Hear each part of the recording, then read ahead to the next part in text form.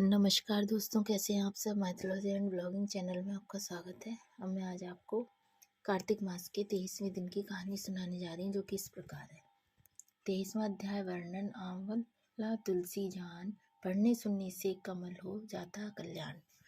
नारद जी बोले कि हे राजन, यही कारण है कि कार्तिक मास के व्रत उद्यापन में तुलसी की जड़ में भगवान विष्णु की पूजा की जाती है। तुलसी भगवान विष्णु को अधिक प्रीति प्रदान करने वाली मानी गई है। राजन, जिसके घर में तुलसी वन है वह घर तीर्थ स्वरूप है। वहाँ यमराज के दूत नहीं आते। तुलसी का पौधा सदैव सभी पापों का नाश करने वाला तथा अभिष्ट कामनाओं को देने वाला है। जो श्रेष्ठ मनुष्य तुलसी का पौधा लगाते हैं वे यमराज को नहीं देखते। नर्मदा का दर्शन, गंगा का स्नान और तुलसी वन का संसर्ग, ये तीनों एक समान कहे गए हैं। जो तुलसी की मंजरी से संयुक्त होकर प्राण त्याग करता है वह सैकड़ों पापों से युक्त ही क्यों न हो तो भी यमराज उसकी ओर नहीं देख सकते। तुलसी को छूने से कामिक, वाचिक, मानसिक आदि सभी पाप नष्ट हो जाते हैं। जो मनुष्य तुलसी दल से भगवान का पूजन करते हैं वह पुनः गर्भ में नहीं आते, अर्थात जन्म मरण के चक्कर से छूट जाते हैं। तुलसी दल में पुष्कर आदि समस्त तीर्थ, गंगा आदि नदियां और विष्णु प्रभृति सभी देवता निवास करते हैं। हे राजन, जो मनुष्य तुलसी के काष्ठ का चंदन लगाते हैं उन्हें सहज ही मुक्ति प्राप्त हो जाती है और उनके द्वारा किए गए पाप उनके शरीर को छू भी नहीं पाते। जहाँ तुलसी के पौधे की छाया होती है वहीं पितरों की तृप्ति के लिए श्राद्ध करना चाहिए। जिसके मुख में, कान में और मस्तक पर तुलसी का पत्ता दिखाई देता है उसके ऊपर यमराज की दृष्टि नहीं डाल सकते, फिर दूतों की तो बात ही क्या है।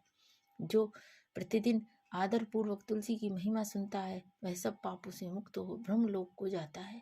इसी प्रकार आंवले का महान वृक्ष सभी पापों का नाश करने वाला है। आंवले का वृक्ष भगवान विष्णु को प्रिय है। इसके स्मरण मात्र से ही मनुष्य गोदान का फल प्राप्त करता है। जो मनुष्य कार्तिक में आंवले के वन में भगवान विष्णु की पूजा तथा आंवले की छाया में भोजन करता है उसके भी पाप नष्ट हो जाते हैं। आंवले की छाया से मनुष्य जो भी पुण्य करता है वह कोटि गुना हो जाता है। जो मनुष्य आंवले की छाया के नीचे कार्तिक में ब्राह्मण दंपति को एक बार भी भोजन देकर स्वयं भोजन करता है वह अन्न दोष से मुक्त हो जाता है। लक्ष्मी प्राप्ति की इच्छा रखने वाले मनुष्य को सदैव आंवले में स्नान करना चाहिए। नवमी, अमावस्या, सप्तमी, संक्रांति, रविवार, चंद्रग्रहण तथा सूर्य ग्रहण के दिन आंवले से स्नान नहीं करना चाहिए। जो मनुष्य आंवले की छाया में बैठकर पिंडदान करता है उसके पितर भगवान विष्णु के प्रसाद से मोक्ष को प्राप्त कर होते हैं। जो मनुष्य आंवले के फल और तुलसी दल को पानी में मिलाकर स्नान करता है उसे गंगा स्नान का फल मिलता है।